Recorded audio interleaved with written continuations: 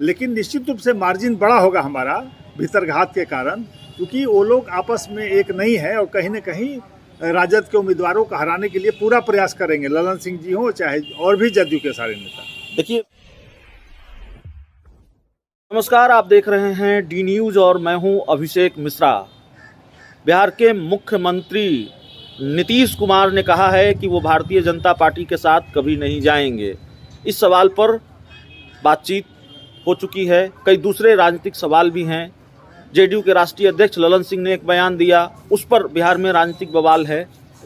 और अब कमाल की बात यह है कि आरजेडी नेता लालू यादव के बड़े बेटे और बिहार सरकार में मंत्री तेज प्रताप यादव प्रधानमंत्री नरेंद्र मोदी के समर्थन में आ गए हैं। उन्होंने कहा है कि ललन सिंह ने जो कहा वो नहीं कहना चाहिए था, ऐसे बयान नहीं देने चाहिए, नरेंद्र मोदी देश के प्रधानमंत्री हैं।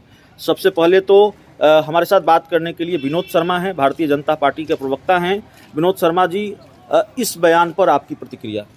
तेज प्रताप यादव ने जो कहा। तेज प्रताप जी काफ़ी सुलझे हुए नेता हैं जी, और काफ़ी उनको लगता है कि ज्ञान प्राप्त हुआ इधर जी, और निश्चित रूप से उन्होंने ललन सिंह नहीं तेजस्वी यादव की आंखें खोल दी हैं, क्योंकि ललन सिंह के बयान का समर्थन कर रहे थे तेजस्वी यादव, उसके बाद तेज प्रताप जी का बयान आया है।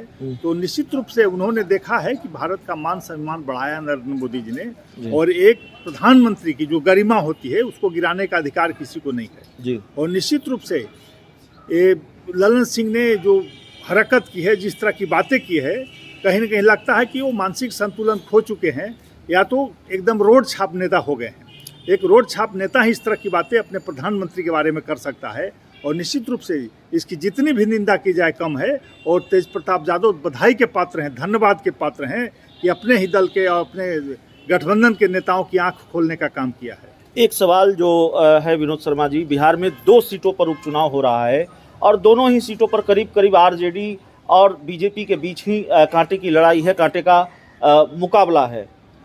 आरजेडी बिना कैप्टन के मैदान में है। जगदानंद सिंह जो पार्टी के प्रदेश अध्यक्ष थे वो नाराज चल रहे हैं। खबर यह भी है कि उन्होंने इस्तीफा भी दे दिया है। कल वो पार्टी का जो ऑफिशियल ग्रुप था पार्टी के बड़े नेताओं का, उसको लेफ्ट कर गए हैं और उसके बाद कल ही पार्टी के स्टार प्रचारकों की लिस्ट जारी होती है आरजेडी की, उसमें वो उनका नाम नहीं होता है। देखिए, काफ़ी अंतर्द्वंद चल रहा है जी, राजद में और जदयू में भी जी, दोनों जगह उनके लोग कहीं न कहीं भीतरघात कर रहे हैं, हमें लगता है।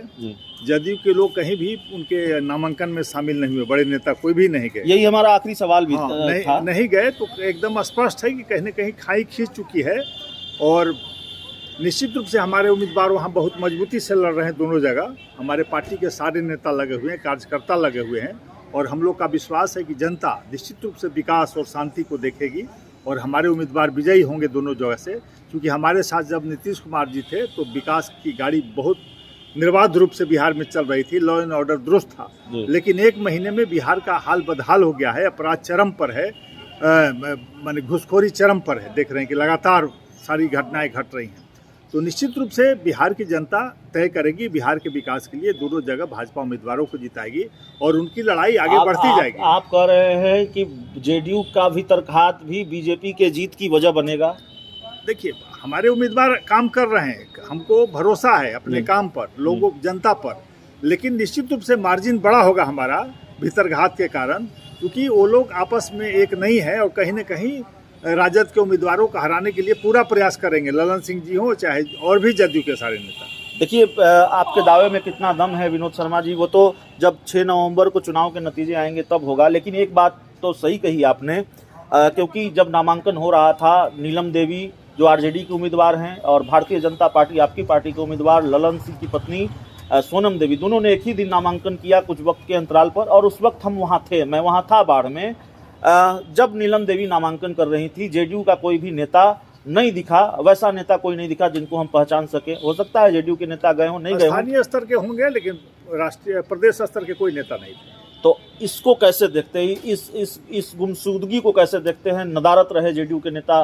नहीं, मैंने कहा ना कि देखिए, आपस में उनको कहीं न कहीं दूरी बढ़ी। कांग्रेस के नेता भी नहीं थे, कांग्रेस के वाम दल के नेता नहीं थे, तो कहीं न कहीं जदयू सीट लड़ाना चाहती थी, लेकिन राजद ने दबाव दे के सीट लिया है, इसलिए हमें लगता है कि जदयू निश्चित रूप से उसको सहयोग नहीं करेगी, उसके समर्थन नहीं करेगी, उनके कार्यकर्ता दूरी बनाएंगे चुनाव में और निश्चित रूप से भारतीय जनता पार्टी के उम्मीदवार भारी मतों से जीतेंगे। एक दावा जो आपकी पार्टी की तरफ से बार बार किया जाता है कि जेडीयू का आरजेडी में विलय हो जाएगा, इस दावे का आधार क्या है? कल नेता प्रतिपक्ष विजय सिन्हा ने भी कहा कि विलय से भाग रहे हैं, विलय की वजह से जेडीयू के कई नेता पार्टी छोड़ देंगे, कई विधायक पार्टी छोड़ देंगे, जेडीयू का आरजेडी में विलय उनको मंजूर नहीं होगा। कई विलय होने जा रहा है, इतने डंके की चोट पर बीजेपी ये कर रही है विलय होगा, पार्टी छोड़ेंगे जेडीयू के विधायक, जेडीयू के नेता।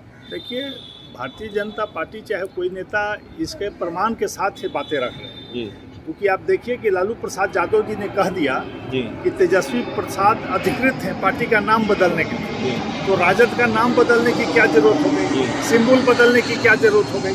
तो कहीं न कहीं सिंबल किसी और का होगा, नाम किसी और का होगा, और वो काफी पक्का आधार है। लालू जी का जो बयान है, जो अधिकार दिए हैं तेजस्वी यादव को नाम और सिंबल बदलने के लिए, इसको अंदर तय है और लगता है तय होके नीतीश कुमार आए हैं कि दोनों पार्टी एक हो जाएगी और राजद में उनका विलय हो जाएगा। एक आखिरी सवाल है, क्योंकि हमारी बात कल भी हुई थी, आपने एक बयान दिया कि देखिए राजनीति संभावनाओं का खेल है, नीतीश कुमार के लिए दरवाजे बंद नहीं हुए हैं।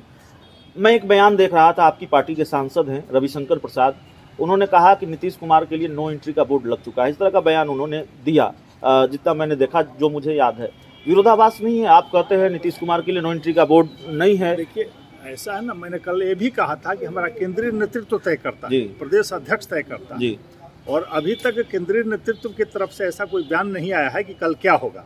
तो निश्चित रूप से राजनीति के संभावनाओं का खेल है और राजनीति में कुछ भी संभव है, तो मैं इस पर अधिकृत ये नहीं कह सकता कि वो यहाँ ही जाएंगे, मैं इनको शामिल करा लूंगा, लेकिन संभावना बनी रहती है, मैंने कल भी कहा था।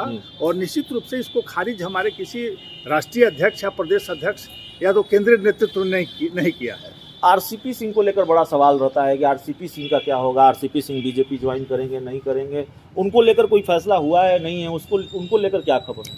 देखिए, प्रदेश स्तर पर ऐसी कोई जानकारी नहीं है, राष्ट्रीय स्तर पर उन्होंने कहीं आवेदन दिया होगा, अपनी बात की होगी, और निश्चित रूप से वो भी उनका, क्योंकि राष्ट्रीय स्तर के नेता हैं, केंद्रीय मंत्री रहे हैं, राष्ट्रीय अध्यक्ष रहे हैं, इसलिए दिल्ली से ही उनका निर्णय होगा, और निश्चित रूप से जब निर्णय होगा तो हम लोग को भी जानकारी मिलेगी। तो चलिए, हमारे साथ बीजेपी के प्रदेश प्रवक्ता विनोद शर्मा थे, और एक नहीं कई राजनीतिक सवाल जिन पर बातचीत, और जाहिर तौर पर बिहार की राजनीति में जो गहमा गहमी है उपचुनाव के बीच, जेडीयू बीजेपी की दोस्ती का, माफ़ कीजिएगा, दुश्मनी का रंग और गाढ़ा हो रहा है, और उस गाढ़े रंग से जो वार पलटवार सामने आ रहे हैं, उस पर बातचीत, उस पर प्रतिक्रिया, ये सब कुछ समझने की कोशिश, हर सवाल का जवाब तलाशने की कोशिश, इस पूरे इंटरव्यू में इतना ही। बहुत बहुत